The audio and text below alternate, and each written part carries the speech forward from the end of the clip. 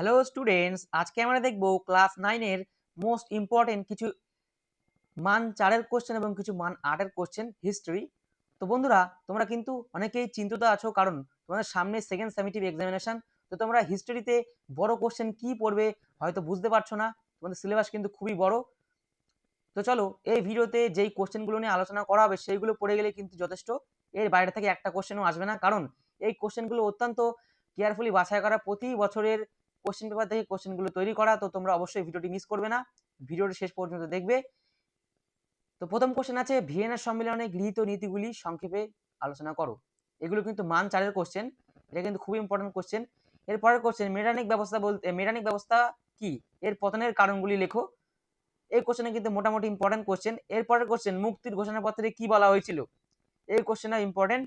এরপরের কোশ্চেন, রাশিয়ায় ভূমিদাস প্রথার অবসানের কারণ লেখো। এই কোশ্চেনে কিন্তু প্রতিবার রিপিট হয়। এরপরের কোশ্চেন আছে বন্ধুরা, শিল্প বিপ্লব কিভাবে উপনিবেশে জন্ম দিয়েছিল। এটা কিন্তু খুব ইম্পর্টেন্ট, এই কোশ্চেনটা তোমরা বারবার প্র্যাকটিস করে যাবে, এটা কিন্তু খুব ইম্পর্টেন্ট কোশ্চেন।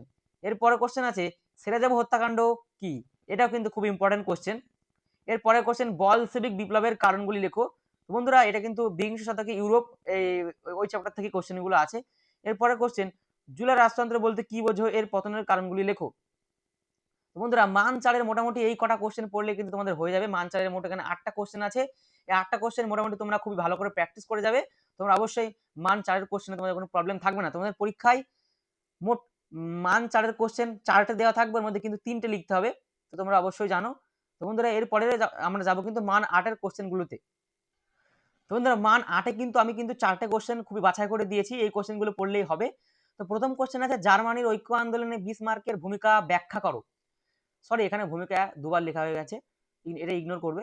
তো এই কোশ্চেনে কিন্তু খুব ইম্পর্টেন্ট কোশ্চেন। এরপরের কোশ্চেন, শিল্প বিপ্লব বলতে কি বোঝো, ইংল্যান্ডে সর্বপ্রথম শিল্প বিপ্লব সংঘটিত হওয়ার কারণ কি।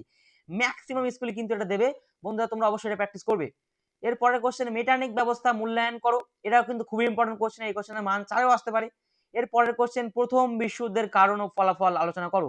তো বন্ধুরা, একসঙ্গে কিন্তু মান 8 কিন্তু কারণ ও ফলাফল দিতে পারে।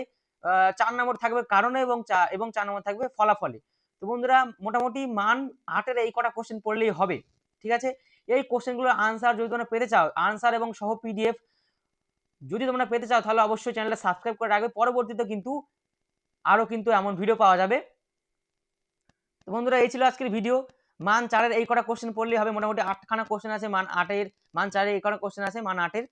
তো ভিয়েনা সম্মেলনে গৃহীত নীতিগুলি সংক্ষেপে আলোচনা করে, এটা পড়বে এখান থেকে। এবং মেটানিক ব্যবস্থা এটা পড়বে, এবং আছে রাশিয়ার ভূমিদাসদের প্রথার অবসানের কারণ, এটা পড়বে এখান থেকে, এটা পড়বে। আর পড়বে সেরাজাব হত্যাকাণ্ড কি। এগুলো কিন্তু সামারি, মোটামুটি এইগুলো পড়লেই হবে। আর এখানে যদি বলি মান 4টে কোশ্চেনের মধ্যে তোমরা কিন্তু পড়বে, প্রথমটা অবশ্যই পড়বে জার্মানির ঐক্য আন্দোলনে বিসমার্কের ভূমিকা, এটা পড়বে। এবং 2 নম্বর কোশ্চেন, তোমরা কিন্তু মেটানিক ব্যবস্থা এখানে অ্যাভয়েড করতে পারো, যদি তোমরা টাইম কম থাকে তাহলে এই 4টার মধ্যে 3টে পড়বে, তাহলেই হবে।